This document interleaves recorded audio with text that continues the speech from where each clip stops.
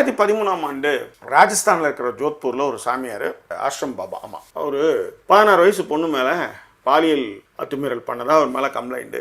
நிறைய எதிர்ப்புகள், 5 வருட சட்ட போராட்டம் நடக்குது. இது உண்மை கதை, அதனால் சொல்கிறேன். பிசி ஷோலாங்கி அப்படின்ற ஒரு வக்கீல் அதை எதிர்த்து கடுமையாக வாதாடி அதில் நிறைய இழப்புகள் எல்லாமே இருந்தும் கூட அவருக்கு தண்டனை வாங்கி ஆயுள் தண்டனை வாங்கி கொடுத்தார். இது ஒரு உண்மை கதை.